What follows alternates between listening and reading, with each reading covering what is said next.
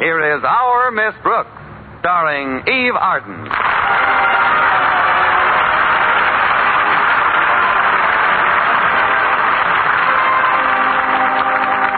Last Friday was Student Government Day, a day upon which the entire administration of the city is handed over to high school pupils who have been elected by their classmates. Well, ordinarily, our Miss Brooks, who teaches English at Madison High School, would have very little to do with this event. But unfortunately, Miss Johnson, the civics teacher, took ill on Thursday, and our principal, Mr. Conklin, suggested that I take over her class. Of course, I didn't have to accept the assignment.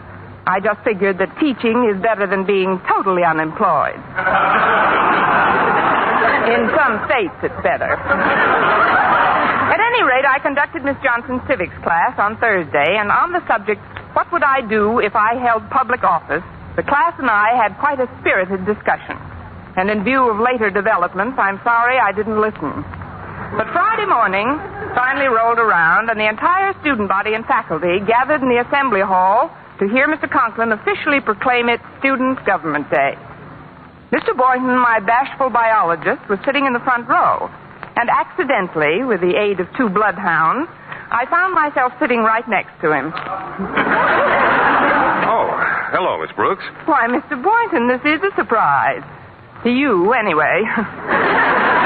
I didn't see you sit down. I believe I left my notebook on that seat. It's just some lecture notes on the North American porcupine. Oh, sorry, Mr. Boynton, I didn't even notice it. He must have pulled in his quills. Here you are. Oh, thanks. I'll just hold it in my lap. Why don't we let the notebook have the seat and you could hold... No, not in school like that. You know, Miss Brooks, something just occurred to me. We're always sitting next to each other in assembly. Fate seems to be throwing us together. Compared to my throwing, fate is a sandlot pitcher. But perhaps you're right, Mr. Boynton. Maybe we should give fate a helping hand. I'm free for lunch today. How about you? Or would you rather ask me? Or am I being too subtle? Oh, darn that bell. I'll have to get him in the next round. Students, faculty members, and honored guests. First of all, as your principal, I would like to announce that because this is Student Government Day, school will be suspended. Please. I sympathize with your disappointment. As you know, Student Government Day has been tried successfully in many other communities, and I have always been ready to experiment in any progressive plan to foster good citizenship. That is why you see before you on this platform our honored guest, Mayor Remsen. Now, Mayor Remsen, would you care to say a few words? Of course not. He only brought those 9 pages along to put his gum in. Thank you, Mr. Conklin, for your generous introduction. As I look out upon this ocean of young, eager, intelligent faces, a tide of emotion swells up in me. I'm getting a little seasick myself.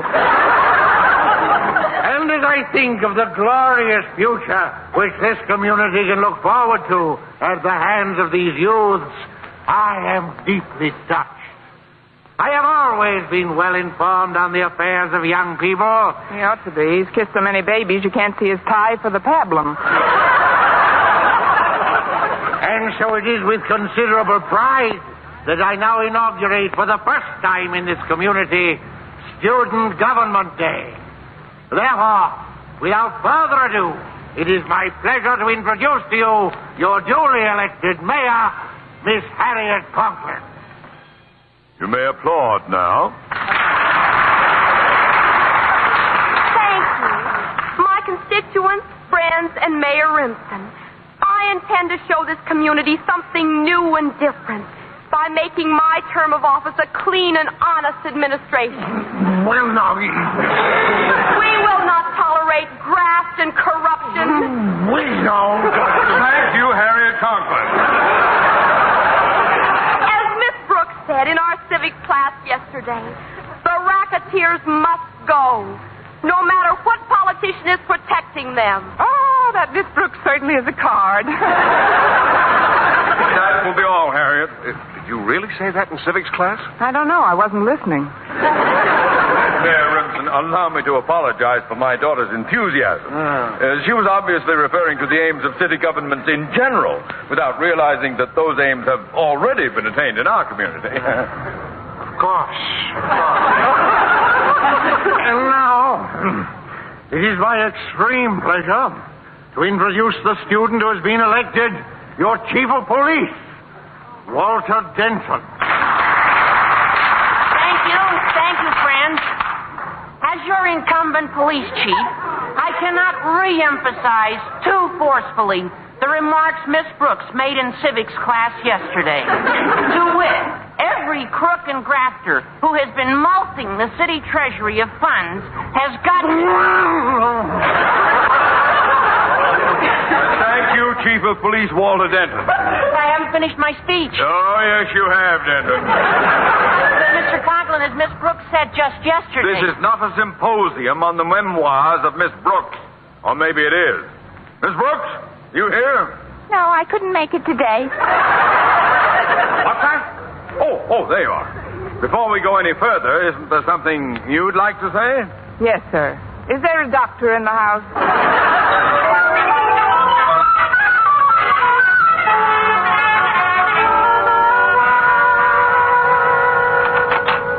You sent for me, Mr. Conklin? Yes, Miss Brooks, I did.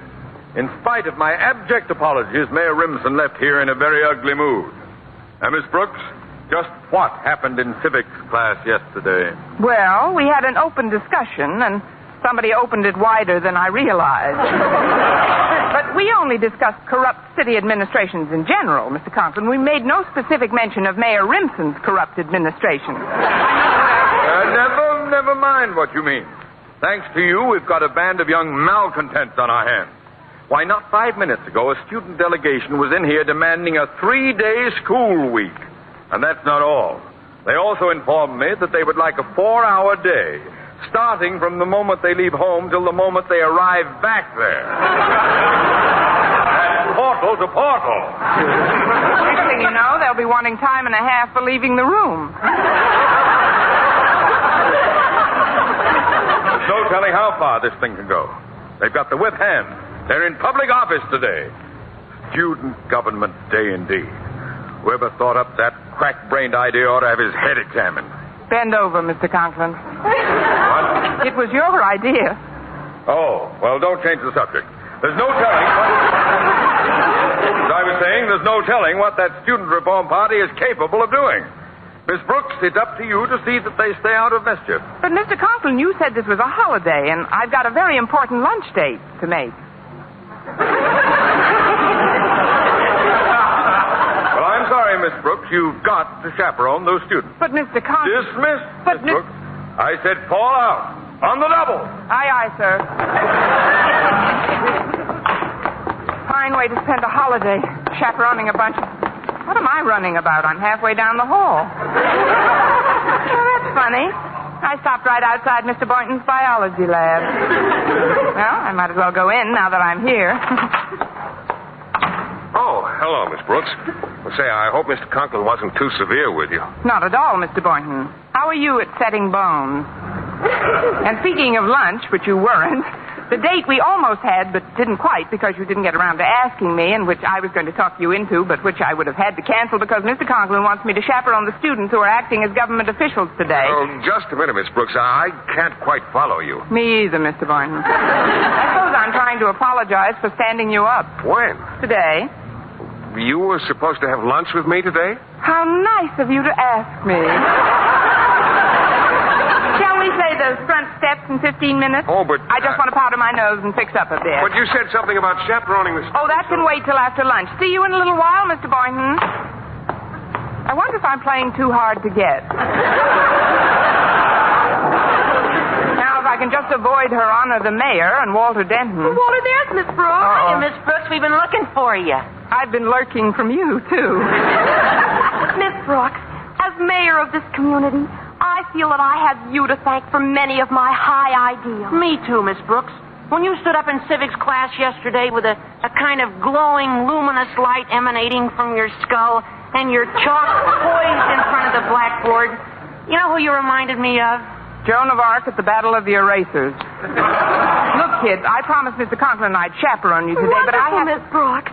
We're really going to clean up this town. You have no idea what's going on in this town, Miss Brooks. If you'll just stick with us, we'll show you graft and corruption, infamy and greed. I'd rather have Mr. Boynton show me spaghetti and meatballs. Now, if you'll just keep quiet about it, I'll meet Mr. Boynton for lunch. Lunch? But what about the ideas of decent, honest government that you had yesterday? Yeah, and don't you want to be in it to kill? Who are we killing? I'm afraid we'll have to take an executive action, Walter. Right. Miss Brooks, I assume you still believe in obedience to duly elected authority? Of course I do, Walter. Then, as chief of police, I hereby appoint you deputy sheriff. For the rest of the day, Miss Brooks, you'll take orders from me. But, Walter... Silence? Oui, mon capitaine. Here, with this badge, I hereby make you a deputy sheriff. Look, Walter, to you I'm a deputy sheriff, and to Harriet I'm a deputy sheriff. But to a deputy sheriff, am I a deputy sheriff?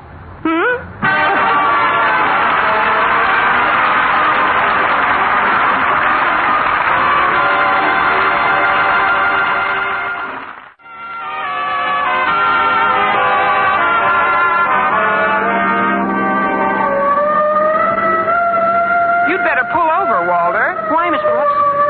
Oh, the siren. No, that's on our car. I put it on this morning. I don't want to see insubordinate, Chief, but just where are we going? To the Jackpot Amusement Company's warehouse. We've been watching the place for weeks, Miss Brooks, in preparation for today. And we've seen truckloads of slot machines delivered there. Slot machines? Sure. The kind they put in the back of candy stores where little school kids can spend their lunch money in a futile effort to get rich quick. You know, where you pull a lever and try to hit as many bumpers as possible. Oh, the game I play in my car. Bad. It's the one-armed bandits that keep the kids broke. Oh, they're all fixed. Fixed? Sure. If a machine pays back more than 5 cents on the dollar, they break its arm. Here we are, the Jackpot Amusement Company. What are we going to do here? We're going to raid the place. We three? Now, there's another bunch of kids coming any minute. You see, the fire commissioner had to go home and change his pants. He tore him sliding down the pole at the firehouse. Well, are you all ready, men? Speaking for some of us men, no. Now, when I blow my police whistle, we'll charge. Sorry, I don't have an account here. Let's go. I'm with you, Walter. Oh, now, Walter, Harriet, listen. Let's go to a movie. Open up in the name of the law. Are you going to open up, or do we have to break it in? Walter, please. Standing back of Miss Brooks, Harriet. Oh, fine. Now they're going to use me for a battering ram. What's going on out here? Trick or treat. What's that? Are you one of the employees of the Jackpot Amusement Company? What if I am? You're under arrest. What? Miss Brooks, you're a deputy sheriff. Arrest this man. Pull over to the curb, bud. Look, lady, I'm a busy man. Why don't you just take your kids over to the playground and shove them down a sharp slide? Now beat it. Oh, resisting arrest, eh? This may go hard with you, my good man. What's going on here? Who blew the police whistle? I did. Officer, arrest this man. What did he do? You try to get fresh with you, lady. No, and that's the story of my life. And what do you want him arrested for? Yours not to reason why. As your chief of police, I gave an order. Your duty is to obey. How does that go again, Sonny? You heard him, officer. As mayor, I decree that you arrest this individual. Now, let me get this straight. You're the mayor, and he's the chief of police. Ah. Who are you, lady? I'm Joan of Arc, and stop breathing on my armor.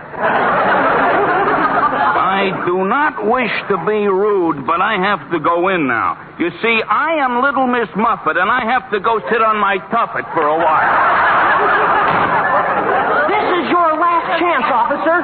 Arrest that man in there, or tomorrow you'll be pounding a beat in a swamp. Oh, pounding a beat in the swamp, is it? Do you realize this is insubordination? Oh, insubordination, is it? You've just got to arrest that man. Oh, arrest that man, isn't it? This is getting monotonous, was it? Look, folks, why don't you all run along and we'll forget about the whole thing? Oh, that settles it. Miss Brooks, arrest this policeman. Arrest this policeman, is it? Now, don't start that again. Will you go quietly, or do I have to use the bracelet? Take it easy, lady. We'll settle this in a minute. That doesn't frighten anybody. I got one of those, too. Good for you, Sonny. Some people don't seem to be familiar with the Constitution of the United States, which says, "We, the people of the United States Or, of for America, that matter, the in order to Declaration form of a more Independence, perfect which union, says, establish justice." Little Jack Horner sat in the corner eating his Christmas pie. He stuck in his thumb and pulled out a plum, and along came the Black Mariah.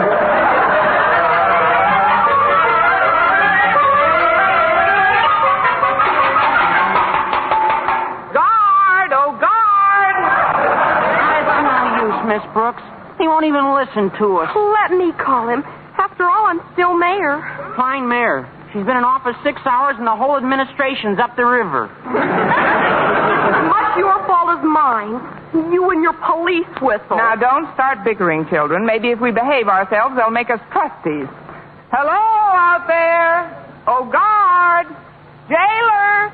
Turnkey. Shut up! My, what ill-bred screws.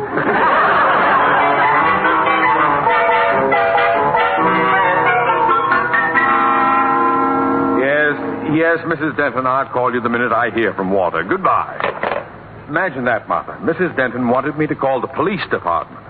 How would they know where her son Walter is? I can't understand it, Martha. You can't understand what, Osgood? That's the fifth parent who's called me up to ask why her child hasn't come home for dinner yet. You'd think they'd keep track of their children and not suddenly discover at 7 o'clock that they haven't come home for dinner yet. By the way, where's Harriet? She hasn't come home for dinner yet. What? Well, don't just stand there. Do something. Call Miss Brooks. I put the children in her charge. Call the police. The Bureau of Missing Persons. Get the district attorney. Contact the mayor. Find out if there's somebody else. Why don't they... Well, maybe you could get hold of them. But I don't know what you're just standing there for. I'm here. I'm concerned. Why you're not concerned? Why don't you do something? Get going. Osgood! Sometimes you sound like a walrus caught in a turkey staff. I did call Miss Brooks. Mrs. Davis says she wasn't home yet. Poor woman. She's had dinner on since 6. She's terribly worried about her stewed tomatoes. Please stop sniveling about Mrs. Davis's tomatoes. We've got our own tomato to worry about. Please, dear, calm down a little. Here, have some fruit. It's very good for the nerves. I don't want any fruit. Oh, that's probably Harriet now. I'll answer it. I must lose my temper. I must be calm. Hello? Osgood, you're talking in a banana. No wonder with the house all cluttered up with fruit bowls. Hello? Is that you, Harriet? No, Osgood. This is Margaret Davis. Oh. I've just had a call from Miss Brooks. You have? Yes, Osgood. Harriet, Walter Denton, and several of the other students are with her. Oh, well, thank heaven. Tell me, Margaret, where are the children and Miss Brooks? They're in jail, Osgood. Fine. You see, Martha, I told you there was nothing to worry about. Miss Brooks and the children are all in jail. Martha, take this phone out of my hands and put back the banana.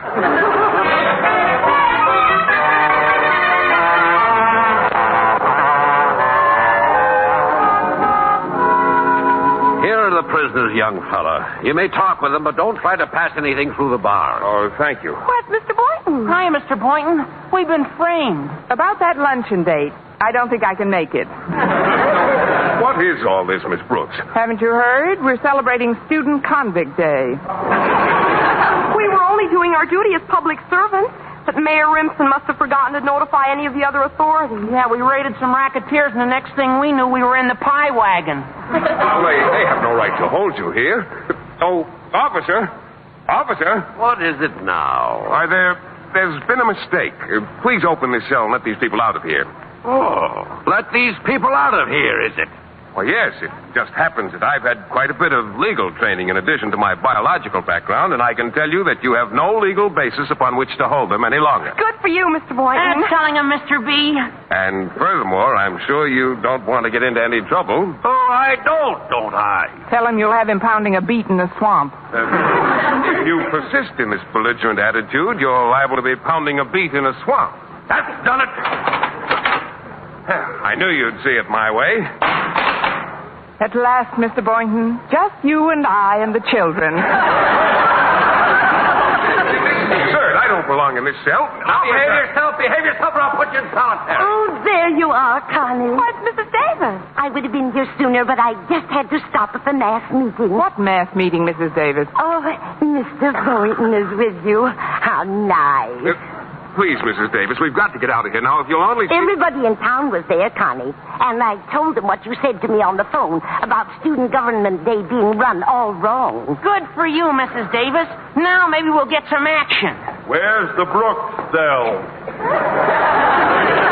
The line forms on your left. I also told those parents how you said that if you had been running Student Government Day instead of Mr. Conklin, there wouldn't have been so much dunderheaded bumbling. Bumbling? Oh, hello, Osgood. We were just talking about you. Anybody want to buy a used teacher's license? Well, I guess I'll be running along. Now that Mr. Conklin's here, I'm sure there's nothing further to worry about. Miss Brooks, how could you put... Why did you have to... When were you... Oh, please, Mr. Conklin, remember your blood pressure. It wasn't Miss Brooks' fault, Daddy. Don't blame her. And you, Harry, in prison. How could you do this to me? My own flesh and blood. If you've got his blood, Harriet, you better watch your pressure, too. Quiet, gentlemen. Miss Brooks, my painful duty to inform you that you are under suspension for conduct unbecoming a teacher. Have you anything to say in your own defense? Yes, Your Honor. I'd like a new trial. On what ground? On the grounds that I'm not doing so well in this one. We'll discuss that at the proper time. Meanwhile, you children remain here in Mr. Boynton's charge until I can arrange to have... Mr. Boynton? Hello, Mr. Conklin. What in the world are you doing here? I'm just visiting, Mr. Conklin. One of those guests you just can't get rid of. Well, we'll see all about this. I'm going straight to Mayor Rimson's office. I'll handle this matter personally. But what'll I do in the meantime? With a little luck, 30 days.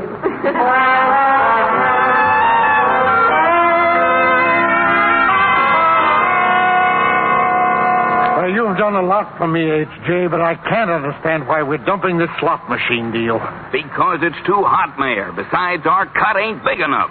Also, the people are up in arms. The people, what do they know about it? Ed, I'm surprised at you. What do my initials stand for? H.J., Honest Jim.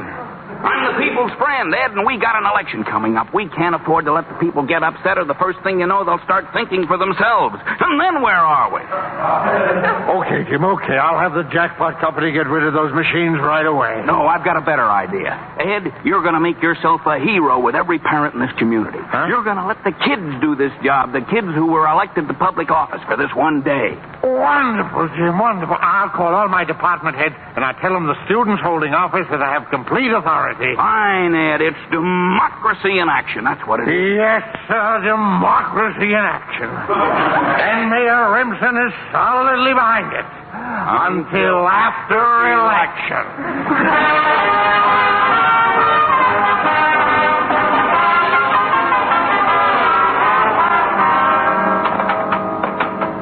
Which one of you is Mayor Harriet Conklin? I am. Step out, please. Now, which one of you is Chief of Police Denton? Oh, that's me. Come on out. I've had orders to release the both of you. Oh, but what about Miss Brooks and myself? Sorry, my orders didn't say anything about you two. But I insist that you release them immediately. Quiet, Walter. Orders are orders.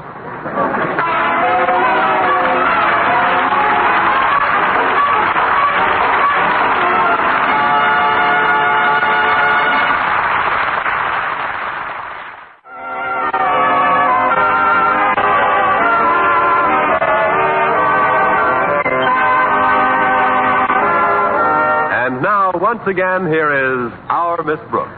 Well, in spite of everything, Walter and Harriet got us out of jail promptly. And that wasn't the only thing Student Government Day accomplished. The racketeers left town almost immediately. In fact, the very next day, Walter took me out to the jackpot warehouse for a last look at the place.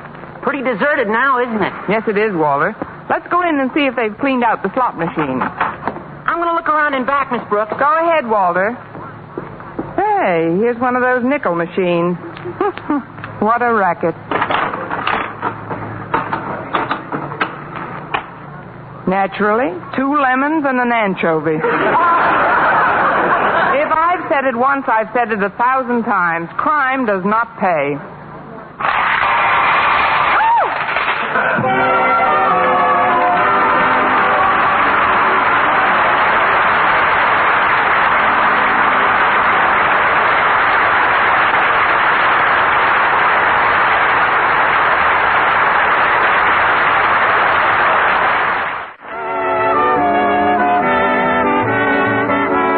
Miss Brooks, starring Eve Arden, was produced and directed by Larry Burns, written by Arthur Alsberg and Al Lewis, with the music of Lud Bluskin. Mr. Conklin was played by Gail Gordon. This program came to you from the Frankfurt studios of the American Forces Network Europe and was prepared for rebroadcast over this network by specialist Ed Barron.